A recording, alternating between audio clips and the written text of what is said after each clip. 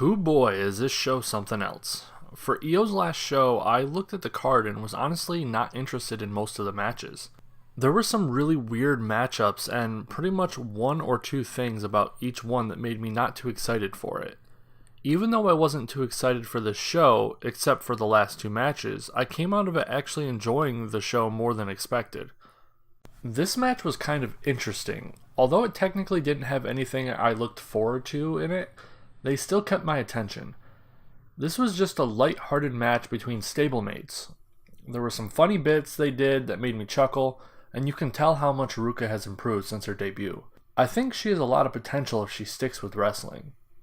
Again, Leo is the weakest link of the match, which is understandable since she has the least amount of experience. I can tell she is getting better though and is trying new moves. This match gets a 5 out of 10 for me. I went into this expecting it to be a filler match, but it was a nice start to a great show. Out of all of the matches that occurred during this event, this one was the one I looked forward to the least. It stars a really young rookie and probably the worst wrestler out of the non-rookies. I was pleasantly surprised to find that I really enjoyed this match though.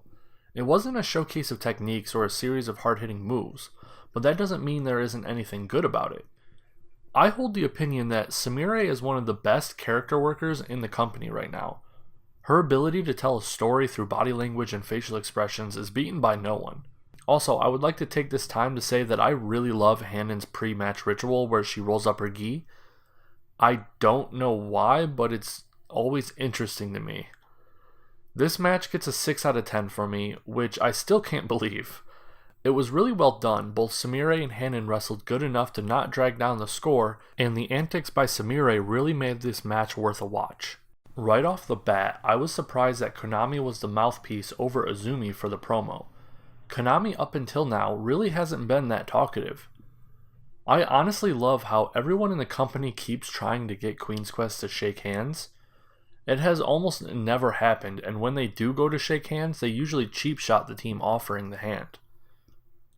This match was one of the ones I looked forward to the most.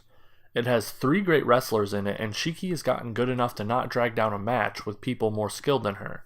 Anytime Azumi and Starlight Kid meet in the ring, it's amazing. They are so skilled and have amazing chemistry. Konami has got way more inventive with their moves and more vicious since signing to Stardom and joining Queen's Quest. This match gets an 8 out of 10 for me. It's just interesting from every aspect. This is a good match to see the levels of intensity Konami has been wrestling with since signing to Stardom. I absolutely did not look forward to this match, and it was kind of the only one I didn't come out of liking more than I went into it. Tam and Diana are usually good enough to keep my interest, and Saki is hit or miss for me. Sometimes she is great, and other times she is just too boring for me. I acknowledge her talent, but her moveset is just too strange for me to really get behind her all the way. She has been getting better lately, but she hasn't really fully won me over yet. Then Zoe is just not very good. She is one of the bad foreigners that I was talking about in earlier videos.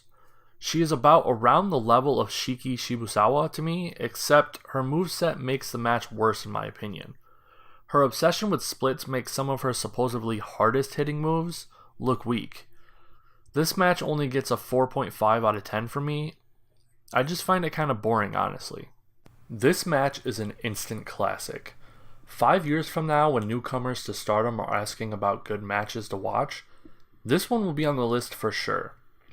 You have 4 superstars battling it out for Io Shirai's last match in Stardom. Each one goes all out to really show what Stardom can do. Mayu and Io work well together. Their old days as Thunder Rock and not being forgotten by them.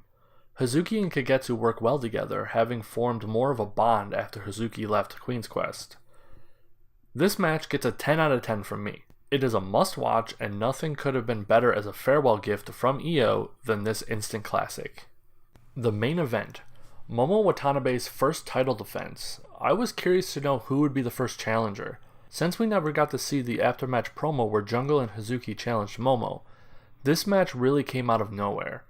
I am glad that Jungle was our first challenger since they have a lot of history together. Back in the beginnings of their careers, they were a team called JK Green. I was super excited for this match when I saw it because Momo is my favorite wrestler in Stardom, and Jungle Kyona isn't too far behind.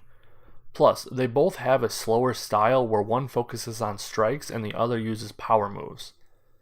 This match was amazing. I loved every second of it. The story they told was pretty great. The feeling of betrayal still there from their JK Green days, and it seemed to me that Momo was trying to prove that she was worthy of taking over after Io leaves. I give this match a 10 out of 10. I highly recommend this as well. Some people might not agree with me, but this is my own opinion. This show was pretty good overall. It was even better by the fact that I thought I wasn't going to like most of it. This show got a 7.25 out of 10 from me. I think the way Stardom sets their events, it will be impossible for them to make a truly amazing show from start to finish.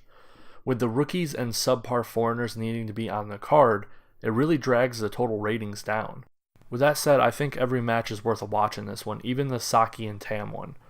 And this show was by far a pleasant surprise.